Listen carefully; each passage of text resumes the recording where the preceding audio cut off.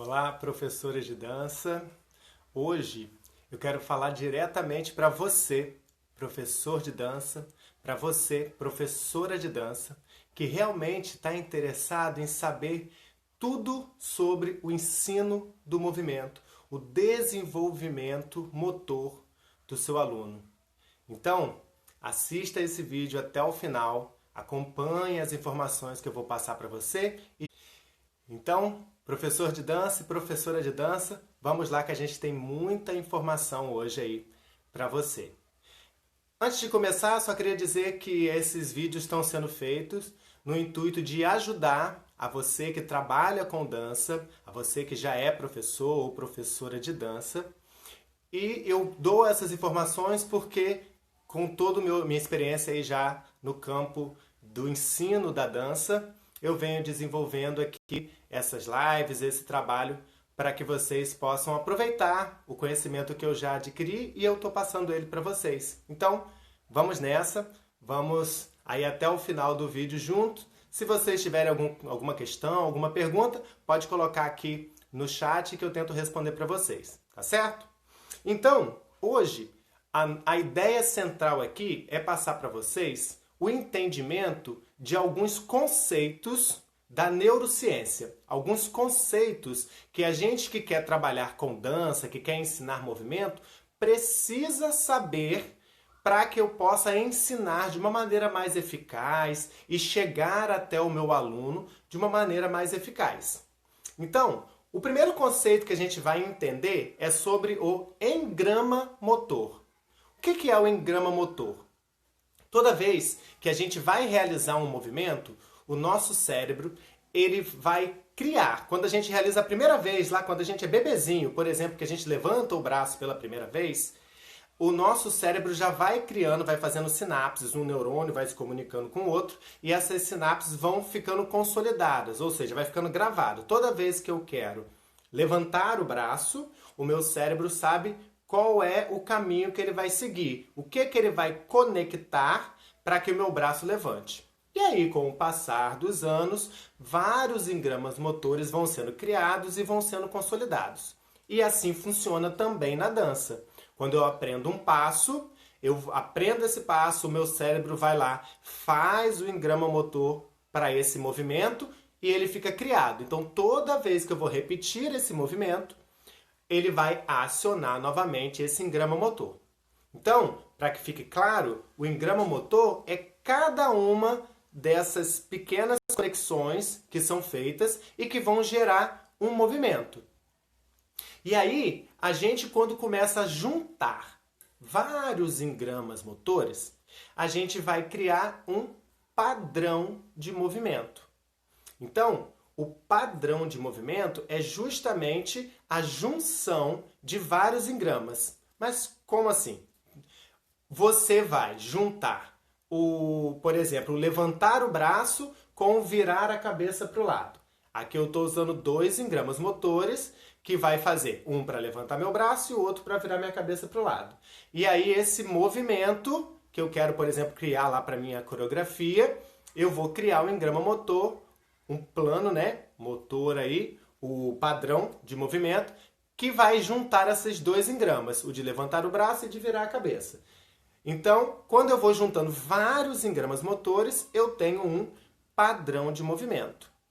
Então, para a gente começar a trabalhar, a ensinar movimento, a gente vai precisando entender como que isso é desencadeado. Então, se eu já sei que eu tenho um engrama motor para cada movimento e quando eu junto os engramas motores eu vou criar um padrão de movimento, eu não posso querer primeiro criar o padrão para depois ter o engrama. Eu já sei que eu primeiro tenho que criar aqui o engrama de movimento, tá? Engrama motor.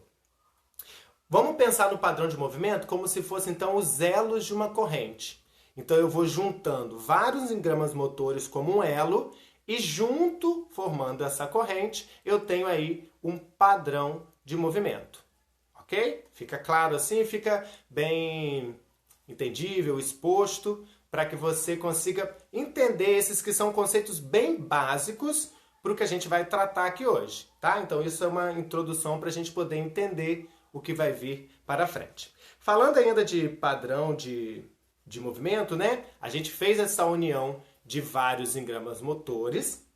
E aí, a gente, por exemplo, usa isso para movimentos também simples. O padrão de movimento não é só para movimentos complexos, não. Inclusive os movimentos fundamentais, como por exemplo, andar, saltar, correr, também são padrões de movimento que eu consigo observar, inclusive no meu aluno, e eu consigo fazer também alterações nesse padrão de movimento, que é justamente o que a dança busca.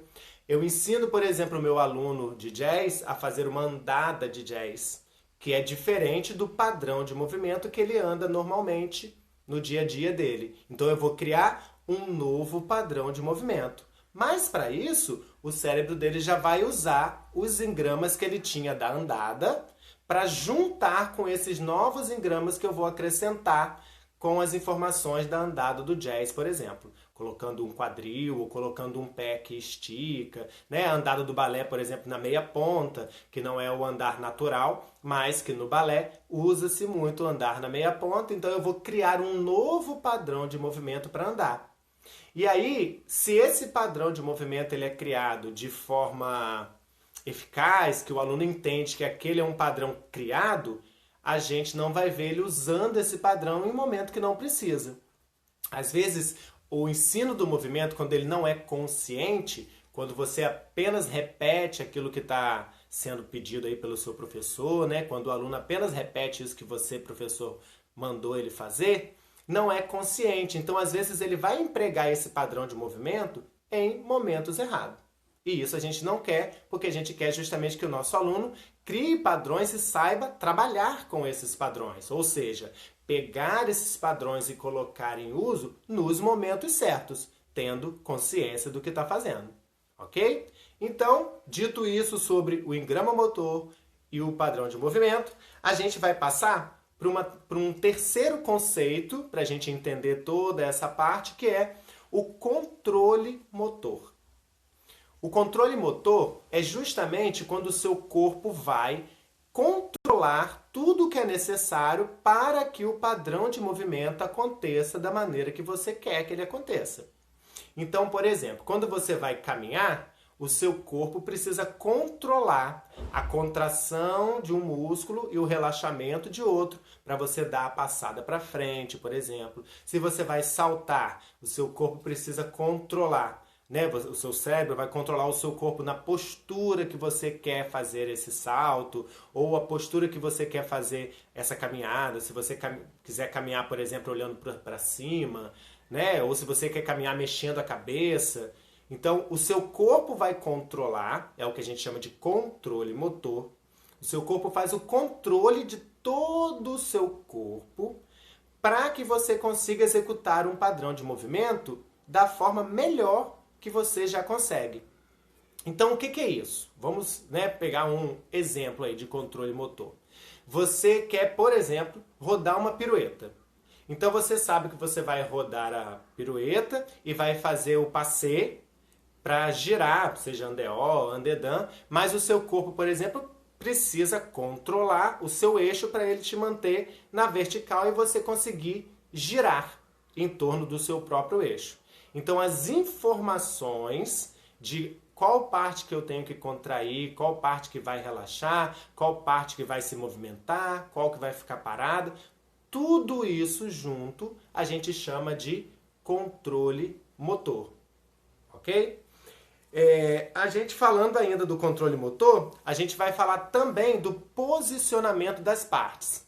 Pegando esse mesmo exemplo aí da pirueta, eu vou, por exemplo, vou girar a pirueta andeó, mas com o braço aqui na primeira posição.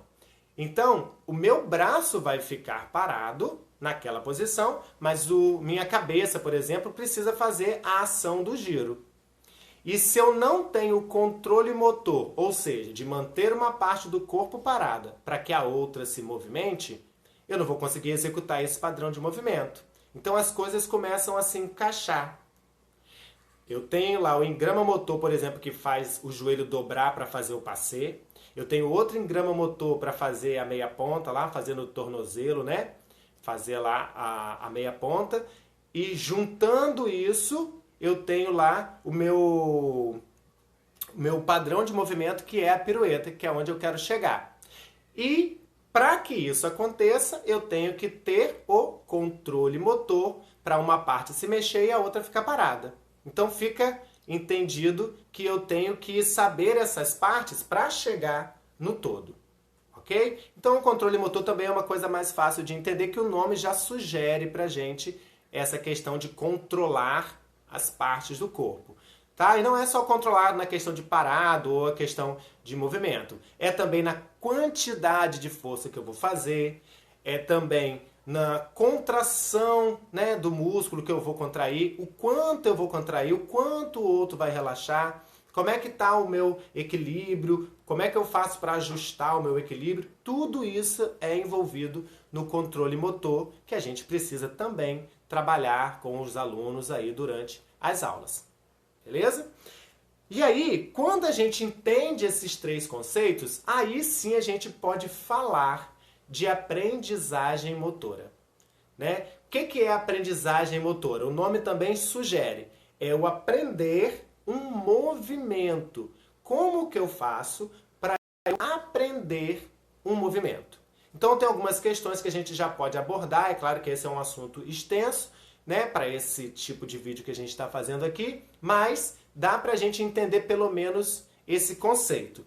A gente vai falar assim, a aprendizagem motora, ela está relacionada à melhora do desempenho, ou seja, está relacionada à performance. Se você quer melhorar a sua técnica, por exemplo, do balé, se você quer melhorar a técnica de qualquer dança que seja, você vai ter que melhorar através da aprendizagem motora.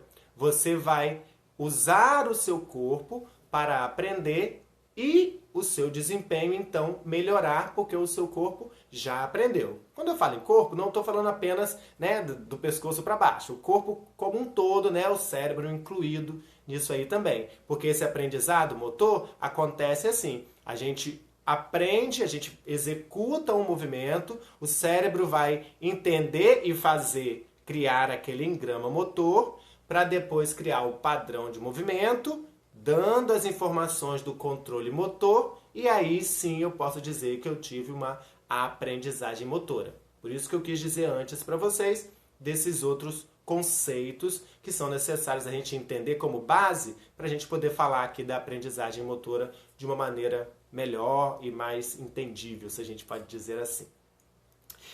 E aí, não adianta que a aprendizagem motora, ela só vai acontecer mesmo se você fizer a prática daquele movimento.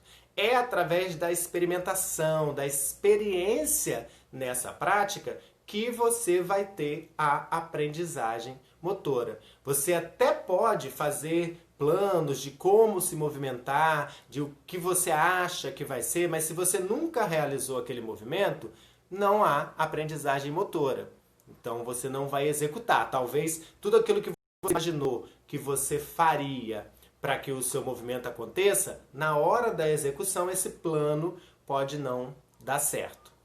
Tá? Então, para acontecer essa aprendizagem motora, é importante sim a prática, inclusive a repetição de cada movimento ou das partes desse movimento e depois da junção das partes do movimento. Aí vai depender de qual é o padrão de movimento que você está querendo alcançar, vai depender do seu nível aí na dança. Se você já é um nível mais avançado, você já consegue padrões de movimentos mais complexos, combinações mais complexas, ou se você é iniciante, você vai partir primeiro do simples para depois ir reunindo as informações e reunindo esse aprendizado motor. Porque uma vez aprendido, a gente não vai esquecer mais.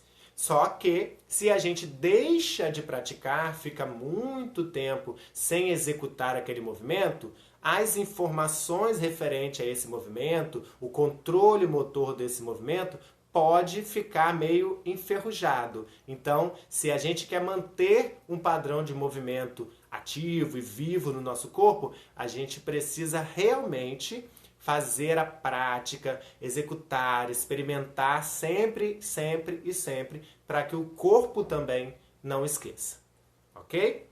E aí, quando a gente está falando da aprendizagem motora, a gente está falando justamente desse processo cognitivo e motor, ou seja, um processo de pensamento e de movimento ao mesmo tempo.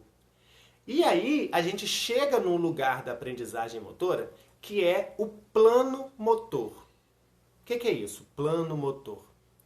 O plano motor é justamente aquele planejamento que o seu cérebro, principalmente o córtex motor, vai fazer, ele vai gerar para você executar o movimento. Então, como é que isso se processa? Como é que isso acontece aí dentro do seu corpo e da sua cabeça? É assim, você recebe um estímulo que vem de fora. Por exemplo, você, bailarina, ouviu uma música. E aí essa informação vai entrar através do seu ouvido, né? O seu sistema sensorial. Você pode estar vendo alguma pessoa tocando e aí você vai ouvir a música e quer, por exemplo, seguir essa música para dançar. O que vai acontecer? Você recebeu essa informação sensorial da música, essa informação vai chegar lá no seu cérebro, lá no seu córtex, e ele vai fazer uma comparação. Ele vai falar assim: olha, eu já ouvi essa música, se você já tiver, por exemplo, dançado antes dessa música e já tiver lá um padrão motor para isso, de movimento. Então ele vai comparar com as coisas que você já fez, que são parecidas com aquilo que você quer fazer agora. E aí o seu sistema de comando vai falar: olha, isso que você está recebendo aí agora, você pode fazer dessa forma porque foi assim que a gente fez da outra vez. Então essa informação vai passar no seu cérebro, vai ser decodificada pelo seu cérebro, ele vai entender o que é que você quer fazer e vai falar lá para o seu controle motor, para o seu sistema lá de regulação, para falar: olha, ele vai precisar contrair essa parte, relaxar essa parte para executar esse movimento. E aí o cérebro vai dizer então para os seus músculos, né? Vai falar para o seu sistema motor: ó, você contrai, você relaxa porque ele vai fazer esse movimento. E aí o movimento acontece. E se alguma coisa nesse processo aí sair errado, se por exemplo na hora lá que você tentou rodar a pirueta, você ouviu a música, entendeu que era a hora de rodar a pirueta, o seu cérebro fez a comparação, se preparou para rodar a pirueta e aí você rodou a pirueta e não conseguiu fazer a pirueta direito. Aí o seu sistema motor, os seus músculos, vão dizer para o seu cérebro: olha, esse plano que você fez aí não tá bom, não tá dando certo. Tem que mudar alguma coisa. E aí toda a informação vai ser revisada e uma nova ação vai ser gerada para você tentar de novo. Quando a gente está, então, aprendendo, né, a gente está criando esses planos motores para aprender um padrão de movimento, é legal que a gente fique fazendo essas pequenas correções e ajustes, e aí a gente consiga mais uma vez fazer da forma que a gente deseja e vá tornando aquilo um padrão.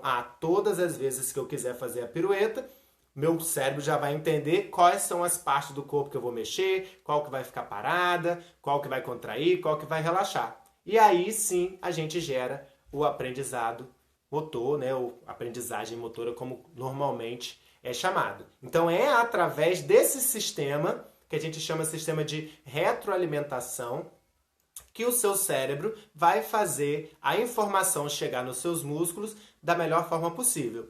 Se você então recebeu a informação do seu sistema sensorial e planejou e deu certo, é porque você aprendeu a fazer então aí o nosso exemplo, que é a pirueta. Ok? Então, sempre que você for ensinar para o seu aluno um novo padrão de movimento, experimente fazer dessa forma, já sabendo que o seu aluno está criando dentro da cabeça dele um plano motor, um plano de ação para ele executar aquele movimento, que somente ele pode fazer por ele mesmo. Você, professor, pode dar orientações, mandar, por exemplo, que ele foque em algum ponto.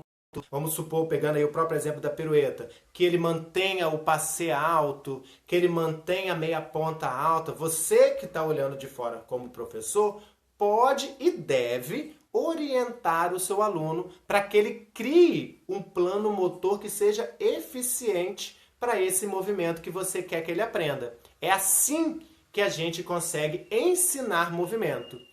Vejam que eu estou falando sobre aprendizagem motora e não sobre ensino motor.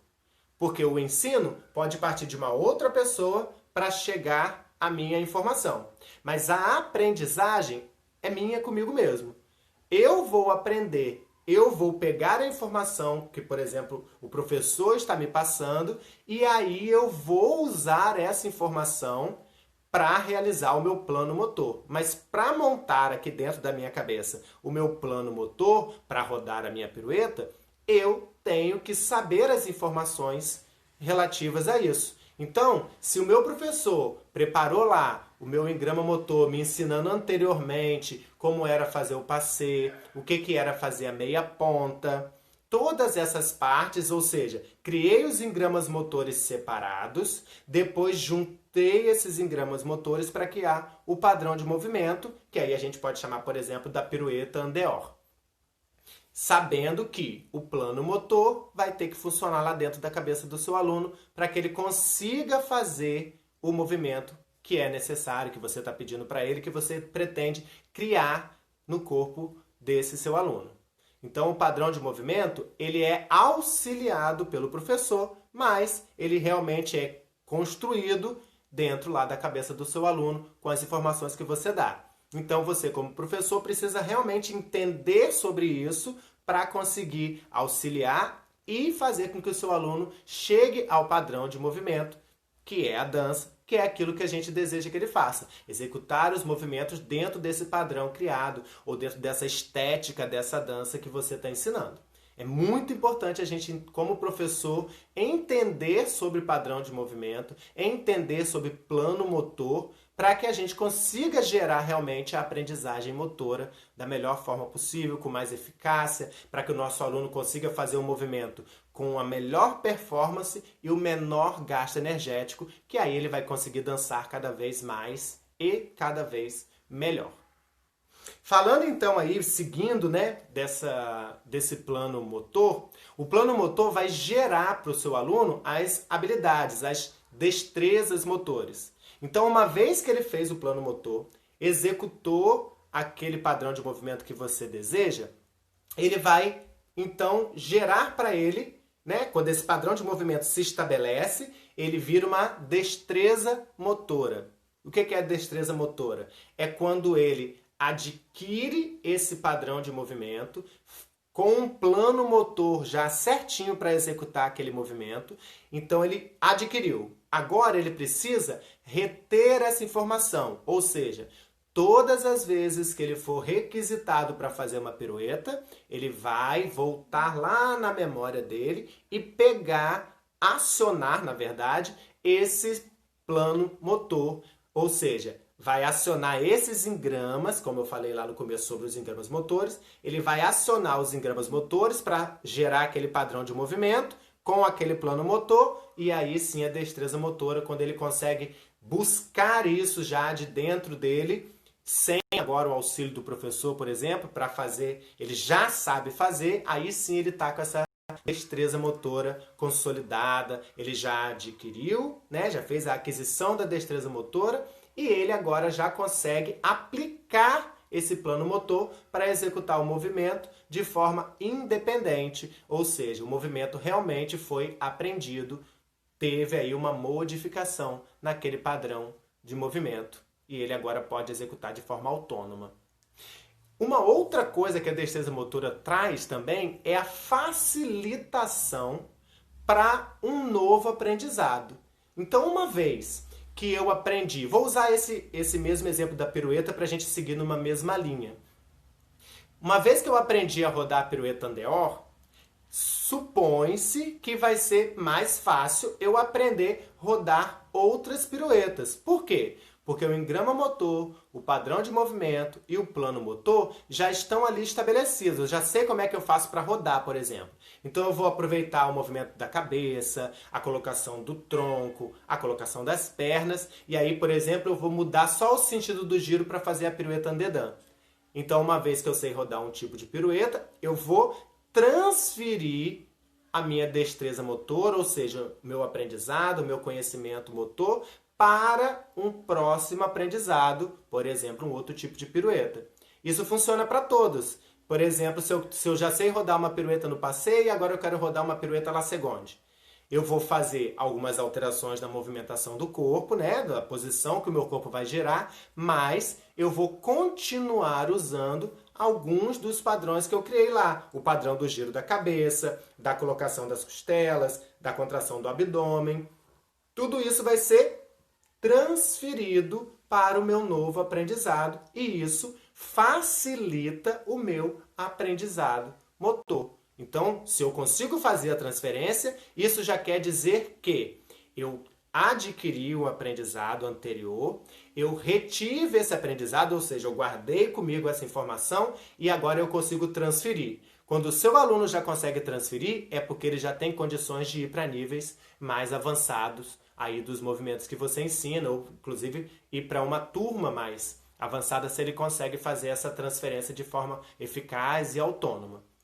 Até que ele consiga fazer essa transferência, é necessário que você volte à execução do padrão, porque se ele não conseguiu transferir, alguma coisa está errado. Ou tem algum problema no entendimento do movimento, ou ele não está percebendo a semelhança dos movimentos. Pode ser porque ele simplesmente está executando o movimento de forma automática sem entender. Por isso que é importante você, como professor, fazer com que o seu aluno entenda o movimento, o procedimento do movimento. Porque quando você for ensinar um movimento que depende daquele, que usa aquele movimento como uma base, você não vai precisar voltar à explicação, porque ele já sabe. Você só vai falar novamente para ele usar aquele padrão e ele vai fazer automaticamente a transferência do conhecimento motor para fazer o próximo movimento.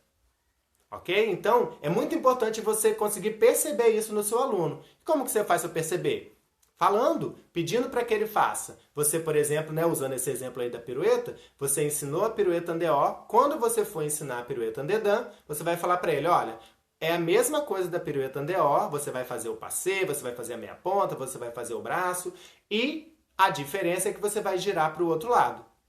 Então, ele vai entender que ele precisa chamar aquele plano motor, aquele plano da ação dele e mudar o sentido do giro. Então, é uma informação a mais que ele vai colocar num plano motor que ele já tem. Então, fica realmente mais fácil para ele. Mas se ele não consegue ainda perceber o que é que ele acionou para fazer a pirueta, é porque ele ainda não reteve a informação e aí ele não vai conseguir transferir. Então, como professor, fique ligado nisso, ou como professora, né? Fique ligado nisso para que você possa usar esse conhecimento a seu favor e a favor do seu aluno. Ok?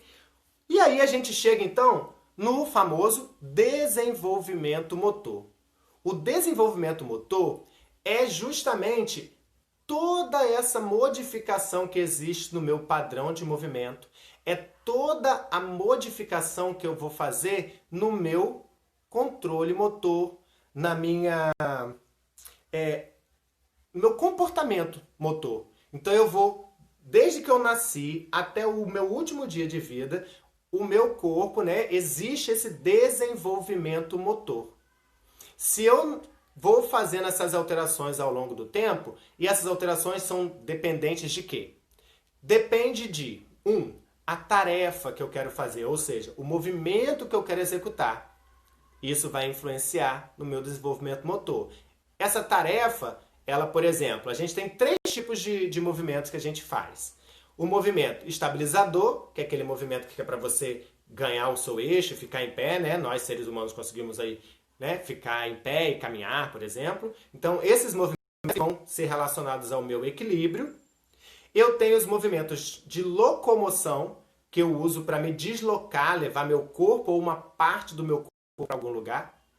E tem os movimentos de manipulação, que é quando eu vou usar algum objeto, eu vou ter que pegar alguma coisa, ou lançar alguma coisa, ou segurar. Então, são 3 essas funções aí dessa tarefa. E eu vou executar. Na dança, geralmente, a gente executa bastante os movimentos estabilizadores e locomotores. A gente não usa tanto os de manipulação, a não ser quando a gente vai dançar uma coreografia que tem algum objeto cênico e aí a gente passa a usar. Mas, de uma forma geral, a gente não usa tanto, né? Não quer dizer que é proibido usar, mas não usamos tanto. Isso também você vai ter que considerar para falar sobre o desenvolvimento motor, sobre a biologia, né? O tipo de vida que essa pessoa leva. Isso vai influenciar. Essa pessoa faz aulas com você diariamente? Essa pessoa faz aula com você uma vez na semana, duas vezes na semana que ela faz aula com você? Então isso também vai influenciar no comportamento motor dessa pessoa, no desenvolvimento motor, nessa alteração que você quer fazer no comportamento motor dela, ou seja, nos padrões de movimento que ela executa e você, como professor ou professora de dança dela, quer introduzir outros padrões. Então, esse estilo de vida que ela leva, se ela faz uma alimentação legal, se ela tem um corpo já forte, se ela faz um treino para conseguir executar os padrões que você deseja que ela faça. E um terceiro, né, motivo aí, uma terceira coisa que vai influenciar no desenvolvimento motor é o ambiente também.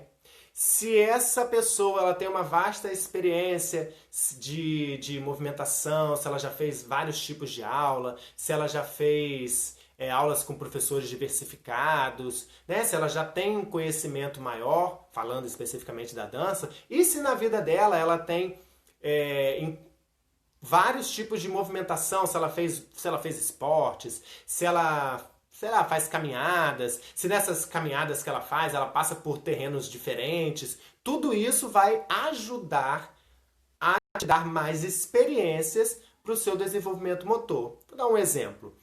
Quando a gente lá, né, criancinha, o bebezinho, quando ele começa a andar, o bebezinho não consegue andar num terreno que seja muito cheio de buraco, muito cheio de pedras, coisas para desviar. Na primeira coisa que aparecer o obstáculo, vai tropeçar e vai cair. Por quê? Porque o padrão de movimento dela ali ainda é precário, ela está aprendendo a andar. E aí, com o tempo, vai passando, né? Esse comportamento, esse desenvolvimento motor vai melhorando, e aí ela já consegue caminhar com mais autonomia e já consegue prestar atenção no que está em volta para desviar, para não tropeçar, para pular um buraco, por exemplo. Ela já consegue juntar os padrões de andar e saltar. Então, o desenvolvimento motor vai levar tudo isso em consideração. A tarefa que você quer realizar, né? O movimento que você quer fazer, a biologia, né, o seu tipo de vida lá, o que você faz, e o ambiente, tudo aquilo que está em volta que vai deixar você à vontade ou não para fazer o movimento. Um exemplo lá no caso dos bailarinos é o seguinte: você quando está na sua sala de aula treinando lá a coreografia, a gente sabe que a gente executa de um jeito. Quando chega lá para executar no palco, a gente vê que tem uma diferença, a sua carga emocional é maior, né? Tem uma tensão maior, às vezes tem um nervosismo que fica ali girando em torno de você. Então, tudo isso também vai influenciar nesse seu desenvolvimento, na sua performance. E aí, se os seus padrões de movimento não estão bem consolidados, as destrezas motoras que você vai usar para a sua coreografia não está bem retida, você ainda não está com elas muito certas, com certeza você vai ter problemas na hora dessa execução dessa coreografia. Então, por isso que a gente precisa, como professor, entender sobre engrama motor, plano motor, padrão de movimento, para que a gente faça isso chegar ao nosso aluno. E aí você vai pensar assim, mas Maurício, eu vou ensinar para o meu aluno sobre padrão de movimento? Não essa teoria que eu estou ensinando para você aqui, que você é professor. Você vai usar essa teoria para realizar as suas ações com os seus alunos. Você vai aplicar na sua aula essa teoria para gerar os padrões de movimento no corpo do seu aluno. E aí, se você conhece os padrões de movimento daquela técnica que você está ensinando, você consegue aplicar essa técnica. Você vai conseguir entender que ele vai criar um engrama motor, que esse engrama, junto com outros, vai gerar um padrão de movimento, que é o que você quer que ele tenha. E aí você vai querer que esse padrão vire uma destreza motora, acionando lá o controle motor, acionando o desenvolvimento motor, sabendo o momento de usar tudo isso, todos esses conceitos que eu estou passando para vocês aqui, para você que é professor e que realmente quer um ensino eficaz para o seu aluno, que não quer só que ele fique repetindo movimentos que saiam do seu corpo e ele imita. Não queira que o seu aluno apenas imita. Faça com que ele entenda o movimento e aí você, como professor, inclusive, vai ganhar muito mais retorno desse seu aluno, porque ele vai entender o que ele está fazendo e vai aprender com mais velocidade. Beleza? E aí, né, como eu falei aqui sobre o desenvolvimento motor, a gente falou, né, eu cheguei a citar sobre o comportamento motor. E o que é esse comportamento motor? É justamente a junção de todas essas coisas que eu falei para vocês hoje aqui. O comportamento motor, ele vai juntar o controle motor, a aprendizagem motora e o desenvolvimento motor, criando para você os seus padrões de movimento, as suas destrezas motoras que você já domina e já consegue fazer. Então, por exemplo, um bailarino, uma bailarina clássica, tem padrões de movimentos que ele executa diariamente lá nos treinos, na aula dele, e isso faz com que o comportamento motor dele tenha isso em padrões. Então o bailarino quando senta vai fazer a sua coluna ereta, o bailarino quando anda, né, ele tem esse andar mais alongado, a movimentação do corpo dele, que ele usa lá na dança, também é transferida para a vida dele. Mas que isso seja feito de uma forma consciente, uma forma que você consiga realmente mostrar que você entende o movimento, né? O seu aluno mostrar para você que é professor que ele entende o uso desse movimento, que ele sabe acionar as partes do corpo e que ele controla as partes do corpo de forma que ele consegue executar todos os padrões de movimento que você deseja que ele execute. Tá certo? Então, para que a gente consiga realmente entender sobre esse tipo de informação que vem da ciência, eu sei que é um tipo de informação que a gente não aprende quando a gente está lá na nossa vida de bailarino. Quando a gente está fazendo as aulas de dança, os nossos professores de dança, eles não vão ensinar sobre isso pra gente assim, de uma forma teórica. Eles ensinam isso de uma forma prática, mas quem é professor de dança precisa realmente sentar e estudar essa teoria, essas teorias, né? Esses conceitos de engrama motor, de controle motor, precisa ficar claro, porque é justamente sobre isso que você está falando na sua aula de dança todos os dias para os seus alunos. Então, mesmo que você não queira usar, ou que você, por exemplo, não possa usar esse tipo de nomenclatura, porque você dá aula para crianças pequenas, por exemplo, e aí não vale a pena você usar essa nomenclatura, porque não vai chegar para elas essa informação. Mas se você domina esses conceitos, você pode aplicá-los nas suas aulas, sabendo que você está criando lá para aquelas crianças, principalmente para as crianças, padrões de movimentos que elas vão usar na vida dela de bailarina toda. Então, quando a gente quer ser professor, se você quer realmente ser um professor, uma professora que ensina com qualidade, você precisa conhecer todos esses conceitos, né, que são aí da neurociência, da psicomotricidade, da aprendizagem motora. Você precisa dominar esses conceitos para ter uma prática boa e eficaz com seus alunos. Ok?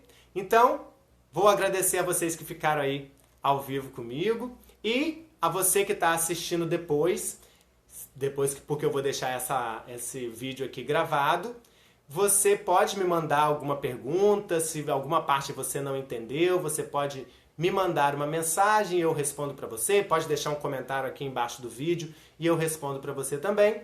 E peço a vocês que assistiram, que ficaram aí comigo até agora, que vocês compartilhem essa informação. Essa é a minha maneira, a maneira que eu encontrei de ajudar você, que é professor de dança, que é professora de dança, nesse período que a gente está recluso aí em casa, mas foi uma maneira que eu achei de dividir com vocês o meu conhecimento. Eu já fiz isso com vários professores com quem eu tenho contato no meu dia a dia e eu resolvi ampliar essa ajuda para todas as pessoas que desejarem. Então, se você gostou, curte aí o vídeo, deixa um comentário, manda aí para mim a sua dúvida, vai ser um prazer ajudar a vocês, ok? Então, muito obrigado e até a próxima terça-feira, às 19h15, aqui no meu canal do Instagram, @MauricioAreiasProfessor. Espero vocês!